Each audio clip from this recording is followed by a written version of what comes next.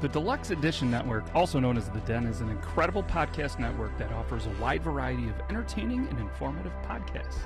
With a lineup of shows covering various topics, such as interviews with a wide variety of guests, history, music, relationships, true crime, and so much more. The Den provides content that caters to a diverse range of interests. The hosts and guests on the Deluxe Edition Network demonstrate a deep passion and expertise in their respective fields, making each episode on each show engaging and thought-provoking. The network fosters a sense of community by encouraging listeners to interact through live chats, social media, and forums, creating an inclusive environment for discussion and sharing opinions. With its commitment to high-quality production, the shows in the Deluxe Edition Network continue to captivate and entertain its ever-growing audience. Whether you're a podcast enthusiast or someone looking to explore new topics, The Den is a fantastic platform to dive into and uncover fascinating insights from experts in their fields. The Deluxe Edition Network is the home of independent awesomeness. To find all these great podcasts in one convenient location, head over to deluxeeditionnetwork.com. That's deluxeeditionnetwork.com. Soup is for women. Men cannot eat soup. It's way too girly. You're going to take a little spoon and put it up to your little lips, and you're going to swallow a tiny little spoon. You're going to swallow a teaspoonful of food. It's weird. It's wrong. Men should not have soup ever. It's weird. It's not manly. You need to eat only meat at all times with your hands. It's just odd. Soup is weird. It's weird like that. With your hands? She wants a caveman.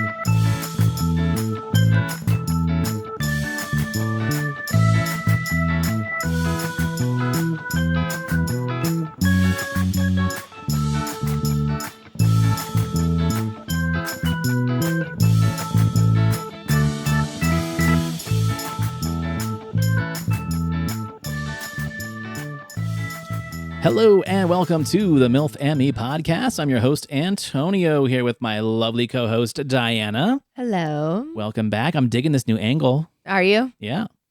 My hair is like really kind of out there and it just does what it wants. So just deal with it. I literally think you're the only person that like cares and notices that. I think everyone else my is hair, just like, yeah. my wild ass hair. Yeah. Because it's like it literally, I cannot control it. That's why. Like we have a love-hate relationship. So it does what it wants and I have accepted it and we're moving forward. We are moving forward. So whatever. Yeah. I might shave my head one day. Again. Again. Yes, that's right. What do you think about this girl? Soup is for women only. Who the hell is she? Is that Pearl's sister? Right? I don't know. She's too pretty to be Pearl's sister. She looks like Pearl. She really does. I don't know what that is. I just saw it. Anyways, it's a podcast of some sort, but that's her whole weird. thing It's is weird. Yeah. It's weird. It's weird as fuck. Like who cares? Eating soup is beta. Who the fuck cares? If a dude is eating any type of food, it makes him less manly? Maybe, but maybe she's onto something here. There are some foods that are kind of unattractive. Let's say on a first date. You know, like I am petty as fuck. I'm glad you said it and not me. And I am not that petty. I am petty as fuck and I am not that petty. I don't care what any dude or woman eats. Like if you don't want to order something messy and look like a dumbass on your first date, then don't order something messy. Right. Well, you know me. We've already had the conversation about wings. Like I love it when I think Right. it's a turn on. Sure. If a girl can just dig into some wings, get messy. Yeah. Because you're doing it together. It's a shared experience, right? I can't think of a food that is unattractive on a date or a first date. No. But I've been hearing shit like this a lot lately about, you weren't here for the Cked episode that Stephanie and I did. Yeah. But I've been hearing a lot of this, of like things that women, certain women, not all women, consider the ick. Beta. You know, a beta. Like a real man wouldn't order soup. A real man would order the rack of ribs, right?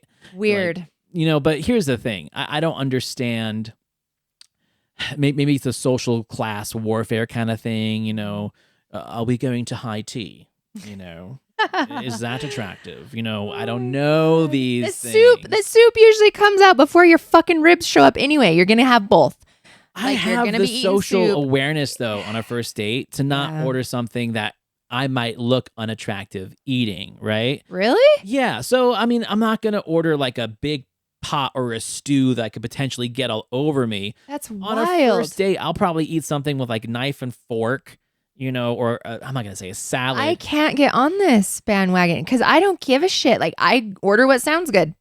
I don't care. But Like you're what also sounds good. a woman and you're hot. Like we don't care. We don't care what you eat. And I think How most many of us are more like me. guys are worried about this? I wonder. Like this is weird. I mean, it's different and weird for me because I've never put thought into it. Like, am I gonna look like a dipshit when I eat this in front of him? No. I had a system back when I was in the dating world. We'd go to small plate restaurants or tapas, right? We'd do something that we could share that was small and that wasn't messy. I wasn't going to go to Pat's Barbecue on a first date. I wasn't going to go to the Mongolian hot pot where you're throwing broth all over the place. Save that for later. But yeah, I don't know. I feel that now I'm a paranoid of soup. Because of this. I'm gonna sit and be like, how am I eating this soup? Am I eating this soup too feminine? No, this is why social media is so stupid. Who fucking cares what she says about soup? Don't. Soup's great. It's good for you. I love soup. You make some damn good soup. I remember I got so sick. Remember how sick I was when I lived in my other house? Oh my God. Yeah. You brought me this huge ass glass container full of, what was it? It was homemade chicken noodle soup. Yeah. From scratch. That was delicious. It was delicious. I'm so hungry right now. No, for reals, it doesn't matter. Why? Like, come on. Does it really matter? Here's a move. Here's the move. Heaven forbid. Let's say you're single. Right. Say you get single and you are out order. Are you seriously going to check the menu and order something based on what's not going to be messy when you eat it? Not anymore, because I just had an idea. On first dates, I'm going to only eat prison style, right? With your hands. I'm going to put the plate down there. I'm going to put my arm in front of it, and I'm going to like eat it like this. Like you're protecting like it. I'm protecting it. Yeah. What's more masculine than that? That's like, masculine oh shit, as did this fuck. motherfucker do time? Yeah. I once had a guy over for dinner. Like I had a friend and he brought a friend and I made a nice meal. I made like a pork loin and risotto and some shit. And the three of us are sitting down and I'm eating like this. And my other friend, he's eating like this. And we look at this guy and this guy's all hiding his food. He's like, don't fucking touch. Don't look. Don't even look at my fucking plate. It made me so nervous, right? It was so That's actually intimidating, really funny. right? Yeah. So yeah, put that energy out there. Like how immasculine am I now? How feminine and beta am I now? Yeah. I'm eating soup like a fucking inmate. I mean, so the thing is if someone is sloppy when they eat, that's a different story. Right. We're not talking like, I just realized that like I could be at dinner with somebody and notice how they're eating. And if they don't have good manners and if they're talking and eating with their mouth full and with their mouth open, like that's gross, right? Then okay. But I'm not going to be like, did you just order a fucking bowl of soup? I'm not going to do that. Who cares? I feel that shit is like instilled in me, and I don't know how. Yeah. My first crush in school, her name was Karina. I'm not going to say her last name, right? She grew up to be a model. Like she was gorgeous. But in first grade, I had this crush on her until Sloppy Joe Day. Oh, no. And Sloppy Joe Day came and she was just eating it and she had it all over her face and all over her hands. And then she just went out and played recess. I'm like, I'm okay with you being a mess while you're eating, but clean up your shit. And ever since then, that's like stuck with me. I don't know what it is. First grade. That was 36 years ago. Oh my God, I love it. It sounds PTSD. shallow, but it's there. That PTSD is still there. That is so good. Well, anyway, that's not what this episode is about. We talked about New Year's intentions and resolutions last year, and that was a good episode, a good conversation, got all that shit out of the way. One of the things that I was thinking about during New Year's was regret. Oh. I have lots of regrets about things that at the time that I did them, I didn't regret them because I thought I was right, and I thought that I was doing the right thing or making the right decision.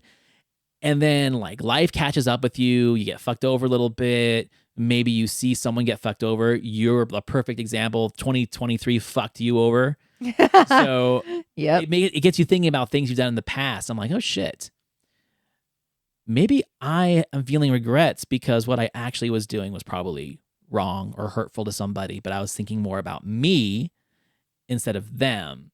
And that's what this episode's kind of about. It's about people that got fucked over, but on my end, it's more about like, okay, what do we learn from it? And what do we use regret for? Like, do we use regret as a tool? Or is it something that we stuff in the closet and never talk about and hide away, and then it's going to come sneaking up into our subconscious later and cause us to do something toxic to someone else? True. So we'll go ahead and read a couple, and then I'll talk about mine. Okay. And I'm not sure if you have one, but I also want to hear about regrets. If you don't have a fucked over moment, like something that maybe someone fucked you over and you regret not talking to them about it or calling them out on it, we'll see where it goes. Yeah, sure. Let's do it. So, of course, I pulled these from my favorite source, Reddit. Being fucked over. I think we've done episodes like this where similar stories, but I'm going to go ahead and read it. So I had been dating a girl for around 9 to 10 months. We were great together, no fights, no drama, just kept it chill, had the time of our lives. She got a promotion 2 hours away from where we lived and needed to move. She was nervous about the distance, but I only had a year left in school, and then I could join her.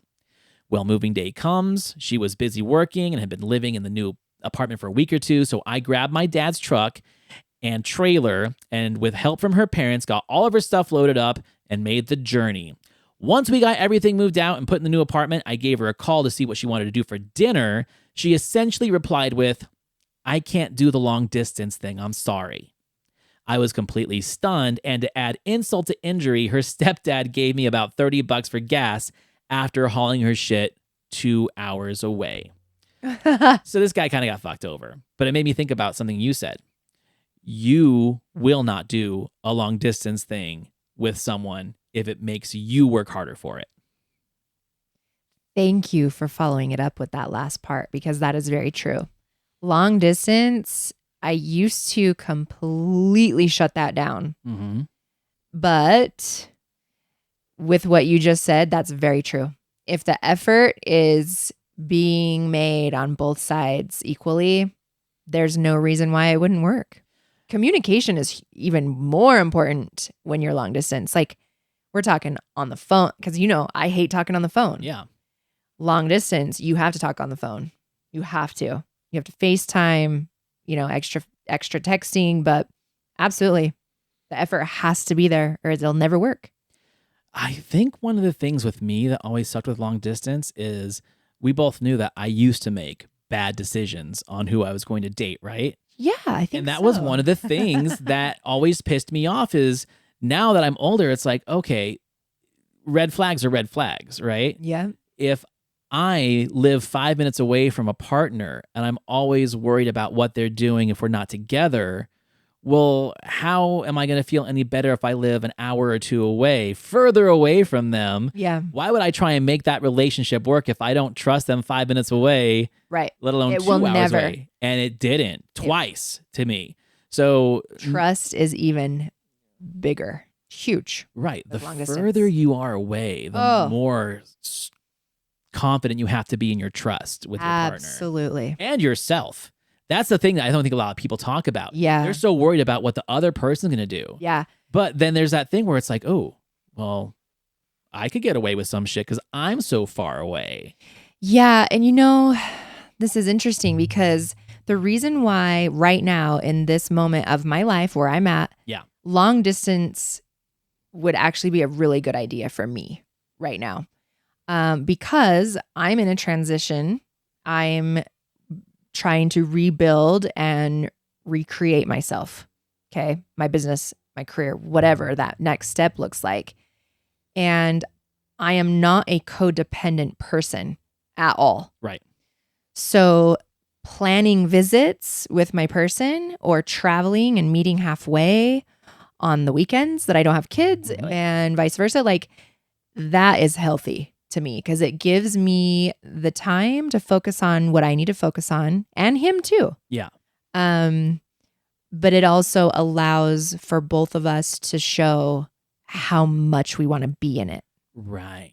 And you're also a really good planner and organizer. Like you like doing that. Yeah. You like having a plan. You like having a mission. I do. So having that much enthusiasm of just that aspect too Yes. is probably more exciting for you than just waiting around to get taken to dinner and get fucked. Yeah. I'm not the type of person that's like, come to my house every single night when you get off work and we'll have dinner together every night. Like, no. Right. Like, I might be able to see you once or twice this week. Be here at 6 and be home by 7. Maybe see you once or twice this week. Like and we're not having sleepovers every night. Like, I want that eventually when I get married and when we decide to have a partnership when that day comes. But for right now, and I've put a lot of thought into this because I thought, I'm not sure my person is in Utah. Because I just don't fit in. I am part of the 1%. You're not the first person I've heard talk about this. Yeah. My other dear friend is moving back home after being here for 10 years because they're like, I don't think my life's here. Yeah. And my sister-in-law and my brother, I went out to Arizona to see them before Christmas, and she says it to me every single time I'm there. I mean, she says it to me on the phone too, but it's like, it really hit this time when she said it. It was like the clarity was really there. I was like, I really heard her. I was like, you're right. You might be right. My person might not be in Utah, and that's okay. That's okay. But I have to be open to what that looks like if my person's not in Utah, because I used to be so codependent. Oh my God, so much. But that's just not who I am anymore. It's been years and years and years, and I think it would work. The distance would work for me. I guess we'll have to see. Oh. So on this next one, my ex ceases our sexual relationship, citing how it goes against her faith and feels guilty about it. I am fine with this, and we date for 3 months. Everything seemed great until at the end when she tells me she's 6 months pregnant. Now, I'm not very good at math, but I do know that 3 months is less than symbol 6 months. Uh-oh. So the first half of this, I'm like, oh, I've had that happen to me before. But then the last part, no, I haven't.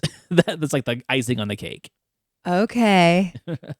You're right. These stories are triggering something with me. Right. I'm thinking of something that happened to me. You keep going. Okay. So for me, yeah, we're in Mormon country, right? Mm-hmm. So growing up and living amongst the Mormon girls in the majority down in Utah County in Provo, I was dating a lot of girls like, hey, we'll make out, but we can't go any further than that, right? Yeah.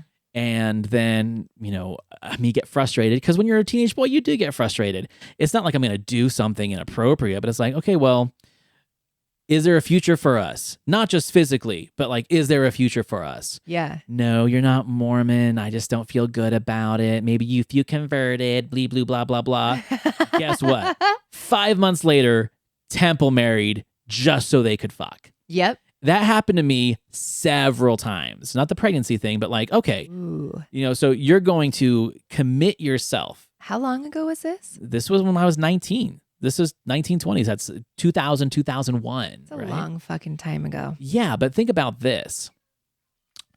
You're going to commit your life and religious responsibilities to a dude just so you can fuck him. Right. And then divorce him like 3 or 4 years later when you realize that he's not for you. And then you're just going to go get fucked anyway. Yeah. Or there was a guy that was like, hey, I love you and I know I'm not your faith, but we could talk about this. We could talk that all day. For weeks. I think there's podcasts about just that. It's the Utah way. Right. What's your thing on that? Why the divorce rate's so high. Okay. Well, mine is this has happened to me way more than a handful of times. Ooh. So when my little girl was born, I had a medical situation where they had to go in and do a surgery. It wasn't a hysterectomy, but it was an ablation. So that was part of one of the things. And then right after I got divorced, I had my tubes tied because I didn't want to have any more kids. I've had 3 kids. Well, I've met people throughout the years, the past 11 years, where they were maybe 2 or 3 years younger than me, and they've never had their own kids. And they convinced me, no, I don't want my own kids. Like, I never want my own kids. Like, this is fine. Don't worry about it. And I said, no, like, I feel like Like, you're going to resent me one day. Like, Yeah. we can't do this. To the point where I was engaged to one of them. Well, no, I take that back. I was engaged to two of them. One of them had already had his own kid, and he promised to me that he never wanted any more kids. The other one said he would never want to be a dad. Yeah. Both of these guys have these new kids now. Right. That happens. So a lot this here. has happened a lot to me. A lot. Those examples were to the two guys, the only two guys I've been engaged to since my divorce. And it happened again. It happened again with someone. Yeah, we connected and I was really into him, but we were kind of like, oh, I don't know, because there were certain things about him that I just don't usually go for or date. Right. And without getting into those details, he ended up, he was telling me the whole time, like, don't worry about it. I know you think I want kids. I really, really don't. I just don't. I never do. And I was like, okay, that's totally fine. Like, we should probably just remain friends, Right. Well, guess what happened? A few months later, he got a girl pregnant. And they're happy. They're together. Yeah. So all these people now have kids, babies, or 2 years, 3 years old now.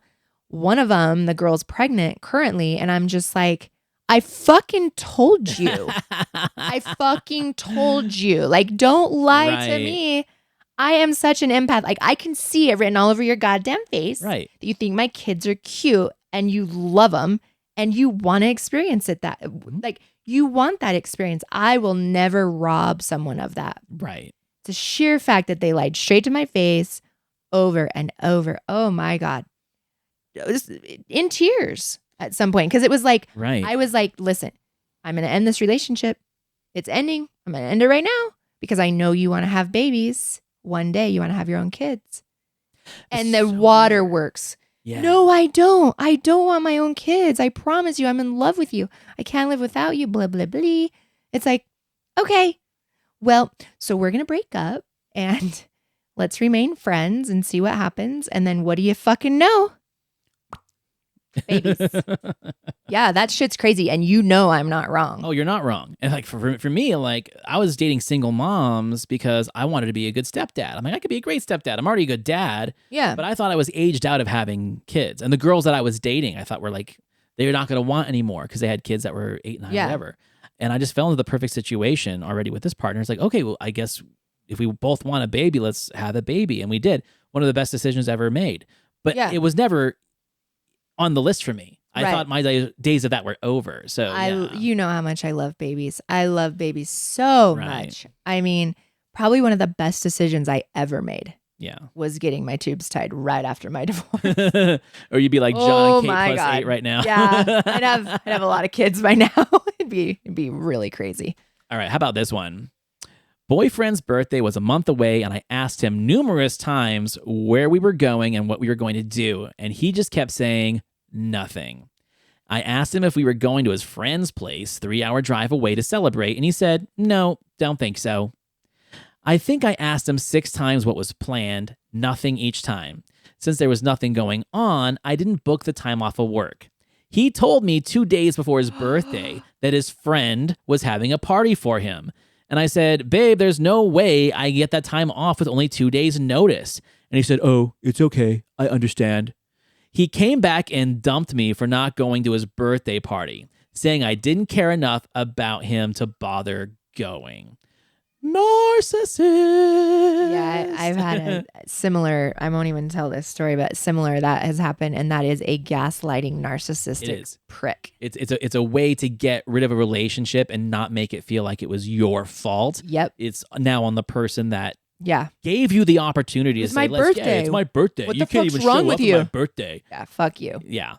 No, I had a girl do that to me, but I smelled it before it could even happen. Ugh. People are horrible. There are some horrible people. Yeah. What Right? do you do about that? Jesus. Well, let's get into my story. Yeah, I'm excited for this one. You know, and like I said, I'm sure I've fucked more people over and just didn't really realize it because they were probably small fucks. I don't know. Yeah, small fucks happen, and you don't think about it. The one that does stick with me that I have regret, and I regret all the time. I have 3 big ones.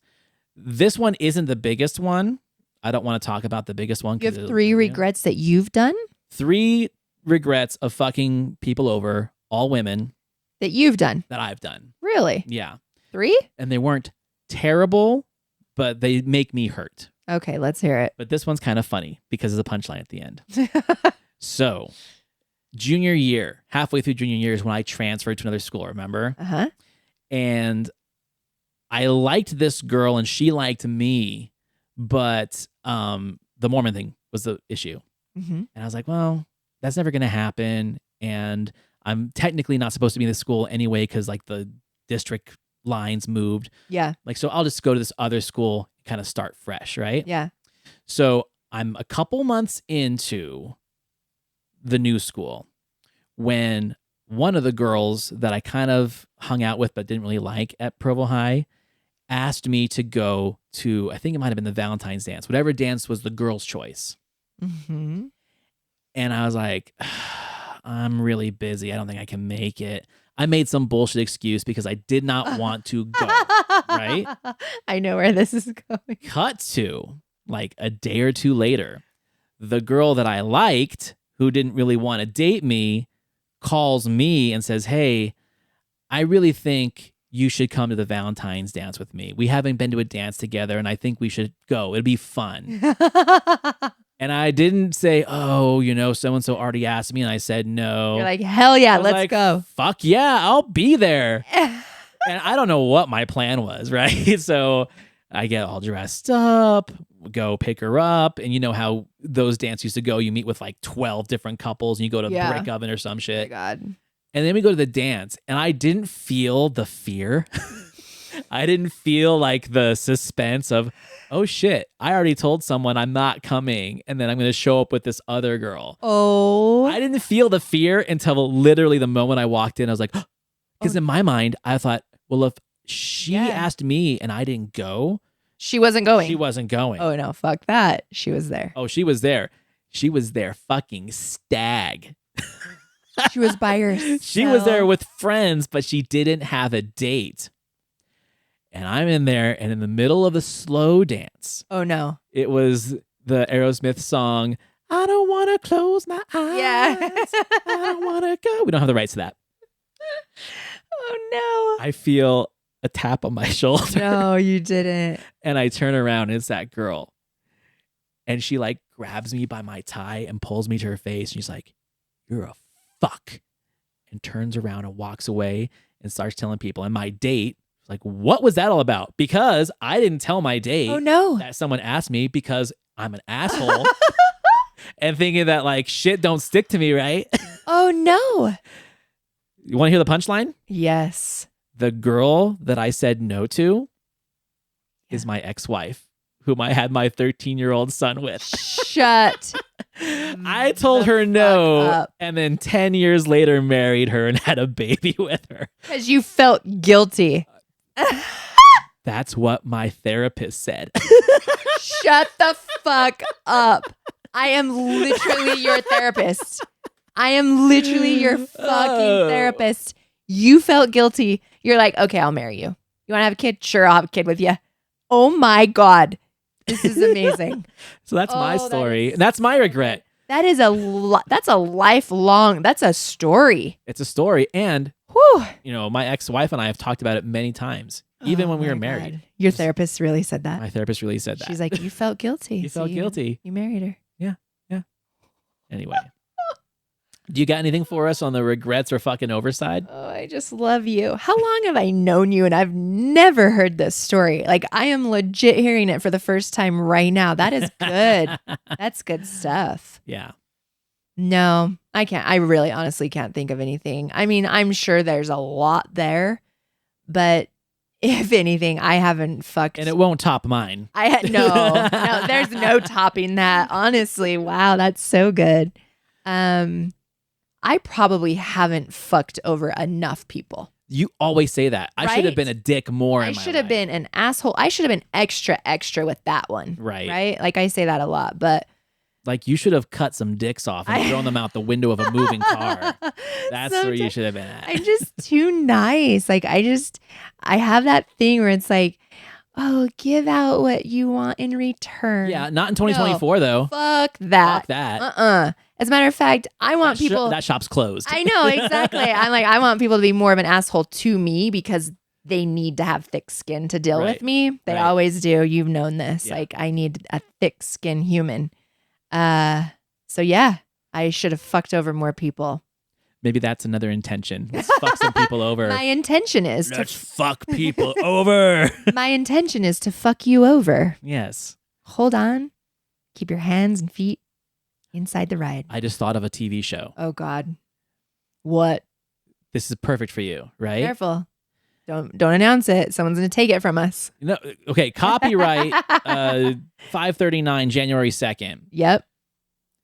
You play this character, gorgeous, attractive, people are just magnetized to, right? Mm-hmm. But you have a secret business where you will go in and fucking catfish. Women hire you. Ooh, yeah. See if their dudes cheat? Is that what you mean? No. Oh. They'll hire you to get dudes that fuck them over to fall in love with you.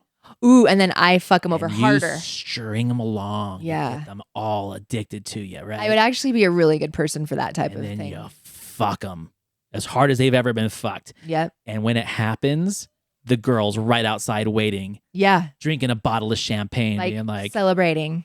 Yeah. Here's to you. Do you want to know why I'd be really good at that? Could you guess? Go ahead. Because I'm fucking detached. I'm a detached human being right now. I'm like, don't fucking talk to me. Don't message me.